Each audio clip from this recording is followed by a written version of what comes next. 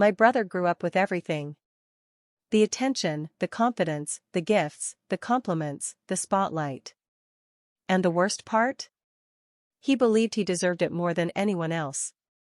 Especially more than me. Since childhood, he acted like he was born with a crown on his head. People praised his grades, his sports trophies, his leadership skills. While I quietly stood on the side, holding participation certificates. He never let me forget the difference. His favorite sentence, the one he repeated like a joke everyone should laugh at, was, "You'll never be successful. People like you stay average forever." He said it casually, mockingly, and confidently. As if my future was something he had already predicted and approved. The thing is, when a stranger insults you, you forget it. But when your own brother does it, again and again, year after year, you carry it like a hidden scar. Whenever we had family gatherings, he made sure to perform in front of everyone. He would arrive in expensive clothes, drive up in his shiny car, throw his keys on the table, and start bragging before even sitting down properly. Got another bonus. Thinking of buying a second home.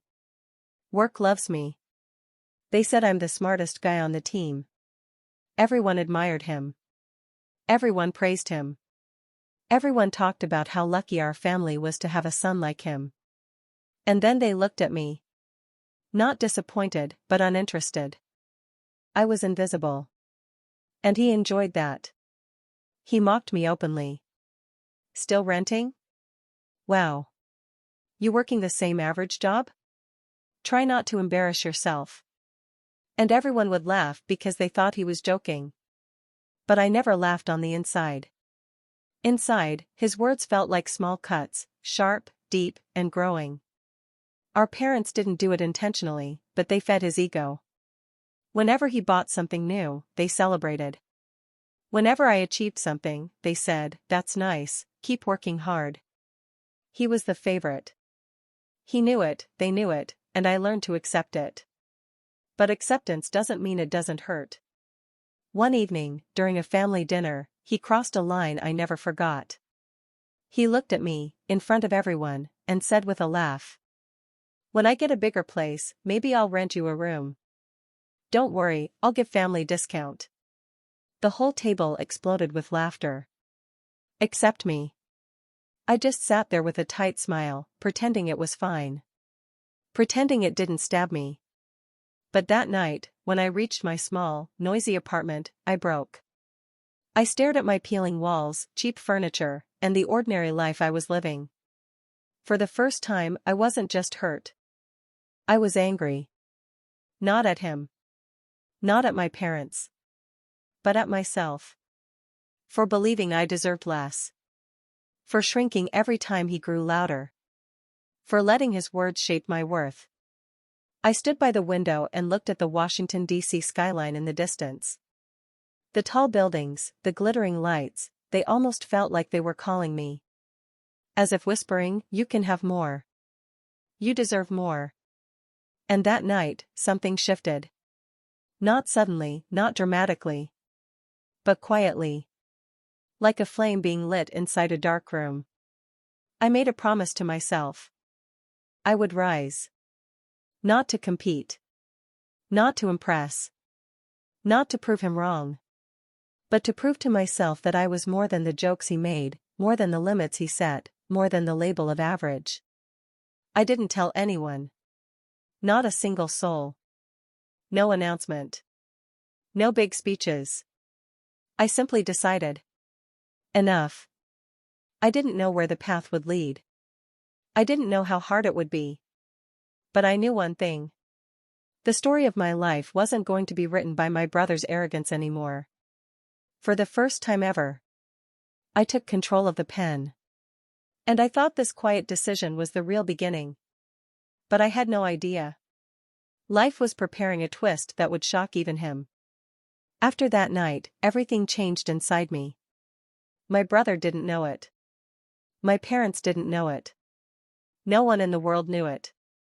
But I had silently declared war, not against him, but against the version of myself that he mocked, dismissed, and stepped over all my life.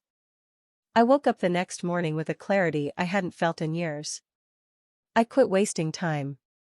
I cut out every distraction. I applied for night courses, learned coding, studied for certifications, watched tutorials until my eyes burned. I worked 2 jobs, a morning shift and a late-night freelance gig. Some nights I slept only 3 hours. Some nights I didn't sleep at all.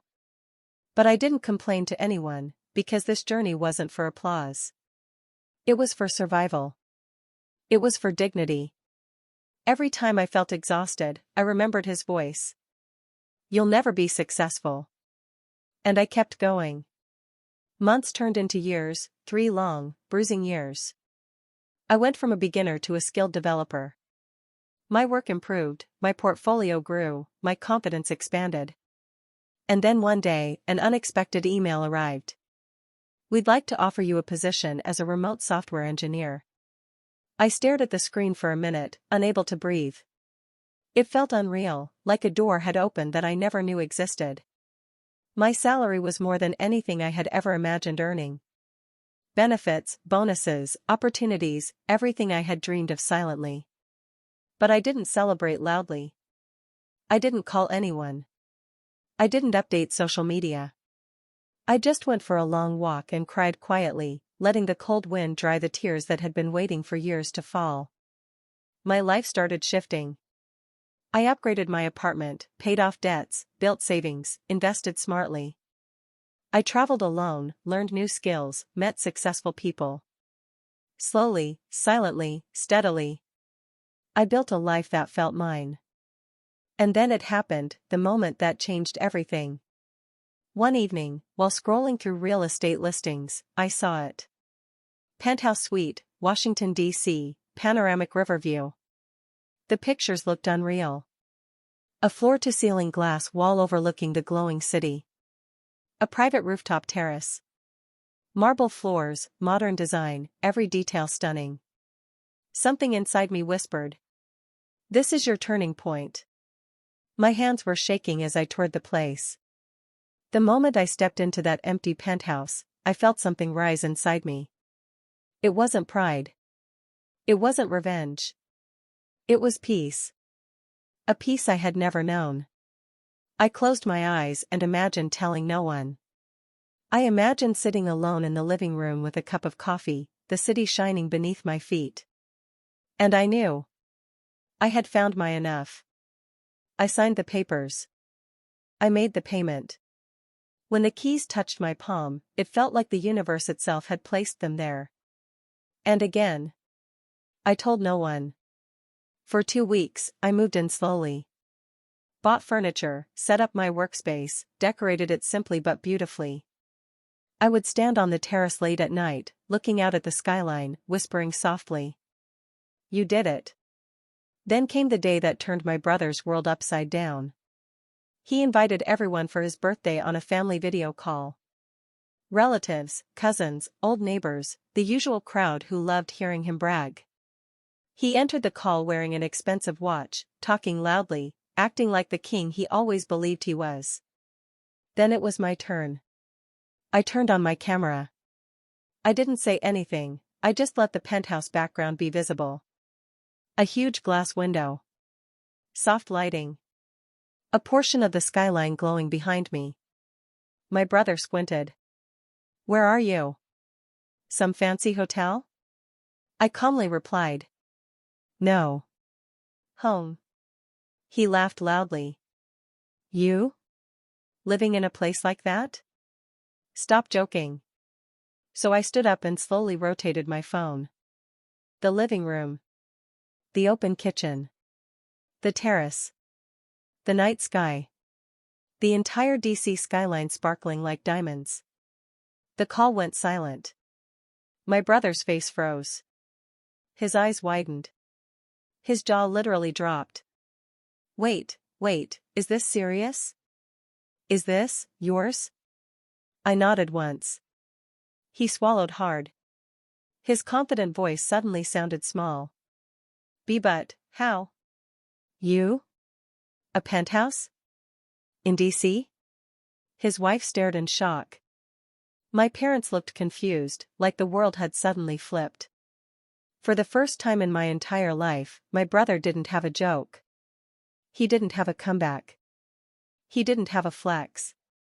He just had silence. A silence that tasted like fear. A silence that tasted like realization.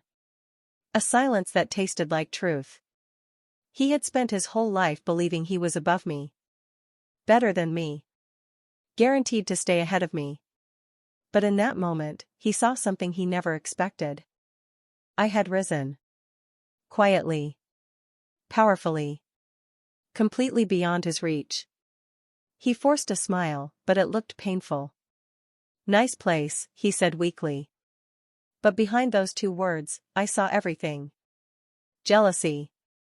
Shock. Confusion. And the worst, panic. Because he finally understood something he never believed possible. I had built a life bigger than his ego. And the funny part? I didn't feel victorious. I didn't feel superior. I didn't feel like getting revenge. I just felt free. Free from his voice. Free from his comparisons. Free from the idea that I was less. As I ended the call that night, standing alone in the penthouse living room, I realized something. My rise wasn't the twist. His reaction was. And the story was far from over. The week after the video call felt strange. My brother, who usually texted the family group with pictures of his new gadgets, his new projects, his new purchases, suddenly went silent. No jokes. No bragging. No comments about how successful he was. Just silence. Then one evening, I received a message. Can I come over? For a moment, I stared at the screen in disbelief. My brother. The man who used to mock my apartment. Laugh at my struggles. And talk down to me like I was a permanent disappointment. Wanted to come to my place. I replied. Sure. He arrived quietly, without his usual loud energy. No expensive sunglasses, no flashy watch. Just him, standing at the entrance of my penthouse, looking strangely small. When he stepped inside, he didn't say anything. He just walked slowly across the living room, absorbing the marble floors, the high ceilings, the soft lights reflecting off the windows. He walked to the terrace and stared out at the river view, silent, thoughtful, almost humbled. After a long pause, he finally spoke. Mom and Dad can't stop talking about this place, he said, his voice softer than I'd ever heard it. They keep replaying that video call, they're in shock. He laughed lightly, but it wasn't a proud laugh. It was the laugh of someone who didn't know how to process the situation. Then he turned to me, and for the first time in my entire life, there was no arrogance in his eyes. I don't know how you did it, he said quietly. I really thought you'd always stay behind. His voice cracked slightly. And I don't mean that as an insult. It's just what I believed. I nodded. I know, I said. Everyone believed that. He looked down at his hands, ashamed. I'm sorry. For all the comments, all the jokes, all the times I put you down. I didn't realize how much it hurt you. There was a time I would have waited my whole life to hear those words. But standing there in my own home, stronger and calmer than ever before, I realized something important. I didn't need his apology. I had already healed without it. Still, hearing it felt like finally closing a chapter that had been open for too long. I appreciate that, I said gently. But there's something I need to make clear. He looked up. I spent years letting you define me, I said. And that was my mistake. Not yours. But from now on, there's a boundary. You don't get to decide my worth. You don't get to mock me. You don't get to talk down to me, ever again. He nodded slowly, like a child being scolded by a teacher he respected for the first time. I understand, he said softly. There was no anger in me. No need to prove anything. No hunger for revenge. Just clarity. We talked a little longer, calm, adult, equal. A conversation we should have had years ago. When he left, he looked back once and said, "You earned this life. Every bit of it." And for the first time in my life, I believed him. I walked back to the terrace, the city lights shimmering below like 1,000 tiny stories. The cool breeze wrapped around me, and I felt lighter. Not because of the penthouse. Not because I had one. But because I finally had peace. That night, standing alone under the DC sky, I realized the real truth. I didn't lose a brother. I didn't lose a family. I simply stopped losing myself. I didn't rise for revenge. I didn't rise to compete. I rose because I deserved a life that didn't hurt. And now, every morning when I wake up in that quiet penthouse, every time I look in the mirror, every time I see the skyline outside my window, I remind myself. I didn't escape my family. I escaped the version of me who believed their words. And that is the greatest victory of all.